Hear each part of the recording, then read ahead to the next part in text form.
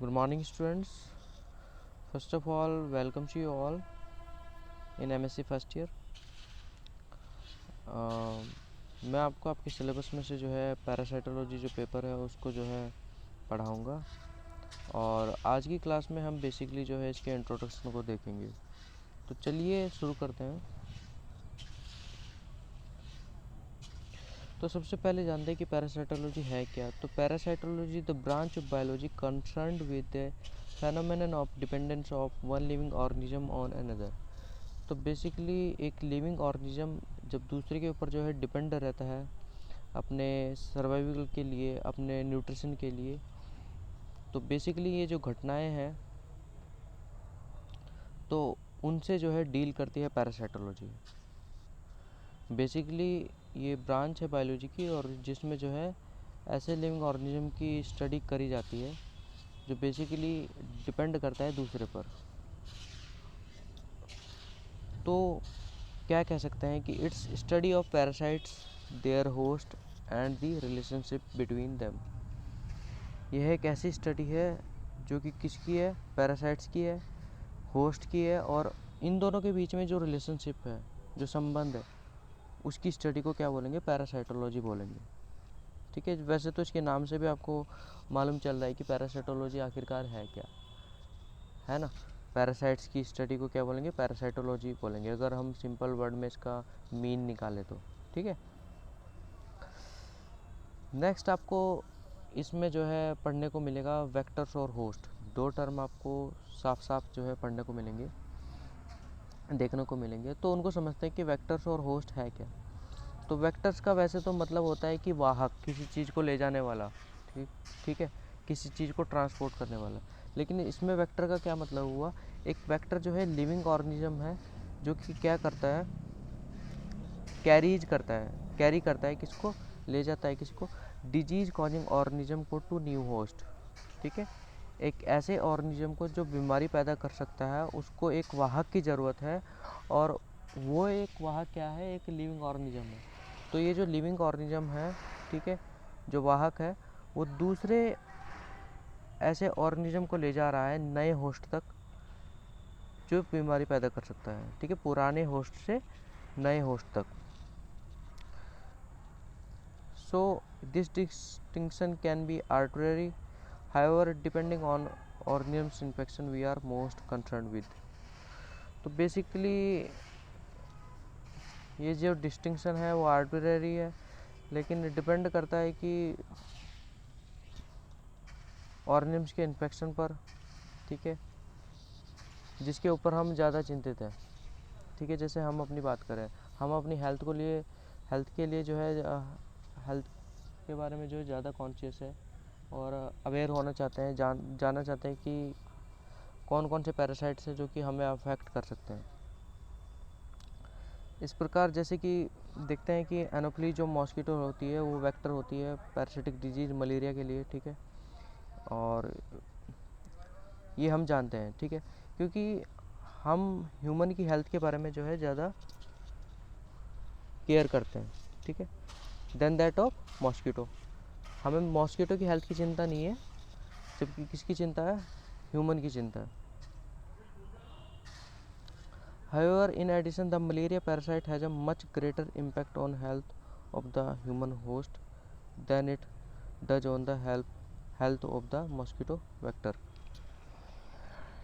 Basically अगर हम बात करें इसके अतिरिक्त, जो मलेरिया जो पैरासाइट होता है वो सबसे ज़्यादा जो इम्पैक्ट डालता है वो ह्यूमन होस्ट के ऊपर डालता है, उसकी हेल्थ को जो है प्रभावित करता है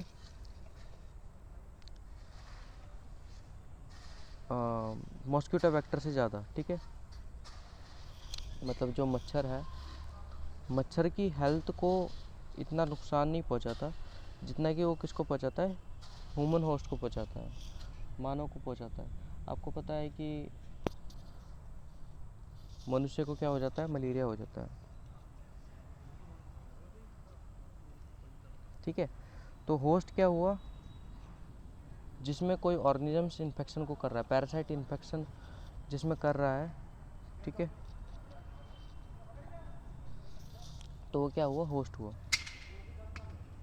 अब ये जो वेक्टर हैं, ये कुछ इनके बारे में भी देख लेते हैं कि क्या होता है, जैसे कि biological versus mechanical vector.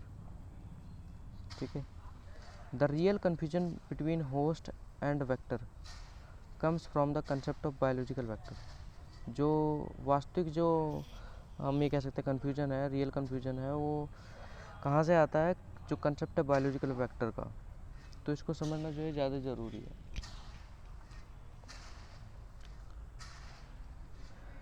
With in और अपॉन बोथ होस्ट, अंदर या ऊपर। ठीक है, या तो होस्ट के अंदर या ऊपर। ठीक है, और एक biological vector, the parasite undergoes some aspect of its life cycle. तो जो पैरासाइट है वो कुछ हम ये कह सकते हैं अपनी लाइफ साइकिल जो है उसमें चलेगी उसकी। ठीक है, जो बायोलॉजिकल वेक्टर होगा उसमें भी चलेगी और जो होस्ट होगा उसमें भी चलेगी। ठीक है, इस प्रकार in one sense all host that can pass a parasite on particular to another species of host is also biological vector. तो ऐसे सभी होस्ट, ठीक है, जो कि एक पैरासाइट को एक होस्ट से दूसरे होस्ट तक ले जा रहे हैं। ठीक है, ऐसे सभी होस्ट जो एक पैरासाइट को एक होस्ट से दूसरे होस्ट तक ले जा रहे हैं पर्टिकुलरली, ऐसे होस्ट को क्या बोला जाएगा, बायोलॉजिकल वेक्टर बोला जाएगा। सपोज करें मुझे मलेरिया है या किसी भी पर्सन को मलेरिया है और उसको एनोफ्लीज जो मच्छर है वो काटता है, तो उसके ब्लड में जो है पैरासाइट चले जाएंगे। अब वो जब किसी दूसरे पर्सन को काटेगा तो उसमें वो जो पैरासाइट है वो उसकी लार के द्वारा जो है उसके ब्लड में चले जाएंगे। तो ये जो दोनों मानव है, ठीक है, जिसको मलेरिया है और जिसको नहीं है, अभी होने वाला है। ठीक है, तो जो पहला मानव है, जो पहला इंसान है, ठीक है, वो ओरिजिनल होस्ट है। ठीक है, फिलहाल। और जो मच्छर जो ले जा रहा है वो क्या हुआ, बायोलॉजिकल वेक्टर हुआ। ठीक है, तो वो भी होस्ट की तरह कार्य कर रहा है, क्योंकि पैरासाइट का जो कुछ लाइफ साइकिल का जो पार्ट है वो उसमें भी चलेगा। ठीक है, however if the parasite does not undergo some aspect of its life cycle, as it is transported by one organism to a second, then the first organism is described as a mechanical vector। अब अगर कोई ऐसा parasite है जिसका कोई भी aspect जो है लाइफ साइकिल का वो उस होस्ट में नहीं चल रहा है, जो वेक्टर है, ठीक है, और वो उसके द्वारा केवल ट्रांसपोर्ट किया जा रहा है सेकंड तक, फर्स्ट से सेकंड तक जो है ट्रांसपोर्ट किया जा रहा है, तब जो है पहला ऑर्गेनिज्म जो है क्या कहला जाएगा, मैकेनिकल वेक्टर कहला जाएगा। एग्जांपल है फ्लाइज कैन भी जो है मैकेनिकल वेक्टर्स हो सकती हैं फिशेज बॉर्न पैथोजन की, जैसे कि साल्मोनेला। बात करते हैं पैरासाइट की। एक ऑर्गेनिज्म जो कि लीव करता है होस्ट के ऊपर, उसके ऊपर रहता है या उसके अंदर रहता है, तो वो क्या हुआ, पैरासाइट हुआ। Which is usually a larger organism, जो कि बेसिकली उसके कंपेयर में एक बड़ा जीव होगा। जैसे हम अपनी बात करें, that provides physical protection and nourishment, जो कि उसको क्या प्रोवाइड कर रहा है, फिजिकल प्रोटेक्शन और नरिशमेंट भी प्रोवाइड कर रहा है। An organism that has sustained contact with another organism to the detriment to the host organism. देखिए, एक ऑर्गेनिज्म जो कि सस्टेन कर रहा है दूसरे ऑर्गेनिज्म के कांटेक्ट में, ठीक है, लेकिन वो उस होस्ट ऑर्गेनिज्म के लिए क्या है, बाधा है, बीमारी पैदा करेगा ना।